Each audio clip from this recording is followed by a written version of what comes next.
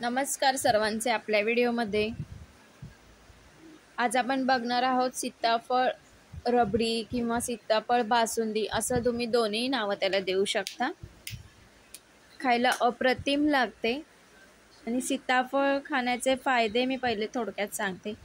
सीताफळ मध्ये पोटॅशियम भरपूर प्रमाणात असतं जे स्नायूंना सक्रिय करण्यास मदत करतात। सीताफळामध्ये फायबर असते ते बद्धकोष्ठता आणि पचनाच्या समस्या दूर करतात। सीताफळ सेवनाने पोट लवकर साफ होण्यास मदत होते आणि पचन संस्था मजबूत होते। डोळ्यांच्या समस्यांसाठी सीताफळ खूप उपयुक्त आहे। सीताफळाचे खूप सारे फायदे आहेत। सीताफळ नियमित खाल्ल्याने पण केसांसाठी चेहऱ्यासाठी ते खूप चांगलं आहे। तर आपण आता इथे बघणार आहोत। बघा इथे मी घेतलेलं आहे अर्धा लिटर दूध। ते मी 10 ते 15 मिनिट चांगलं उकळवून घेणार आहे आणि त्याची जी साईडला जी जमा होते ती मी काढून घेऊन ते मध्ये एकत्र करून पूर्ण असं त्याची छान असं त्याला मी थोडंसं आटून देणार आहे। आणि दोन मी मोठ्या आकाराचे सीताफळ घेतलेले आहेत। त्याचा गर चॉपरमध्ये मी तुम्ही बघितल्याप्रमाणे चॉपरमध्ये त्याचा गर मी काढून घेतलेला आहे। आणि तुम्ही मोठ्या भांड्यामध्ये त्याचे गर काढलात तरी चालेल।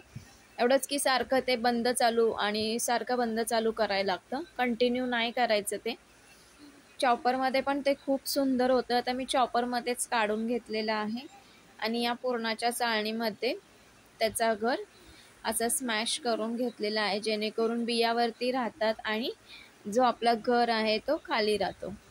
अशा प्रकारे जी साय येते त्याप्रमाणे आपण ते ढवळायचं आहे आणि एक 10 ते 15 मिनिटात बघा आपलं दूध असं छान असं दाटसर होतं। मी आता वेलची पावडर इथे टाकलेली आहे। तुम्ही तुमच्या आवडीप्रमाणे काजू बदाम असं टाकून पण ते खूप सुंदर असं करू शकता। केसर असेल तर केसर, आता माझ्याकडे जे अवेलेबल होतं साहित्य त्याच्यामध्येच मी केलं आहे। आणि जेव्हा आपलं हे दूध आटून खूप असं छान असं थंड होईल तेव्हा आपण खायला घेताना सर्व करताना मासा गर त्याच्यामध्ये टाकून आपली सीताफळ बासुंदी किंवा सीताफळ रबडी तयार आहे।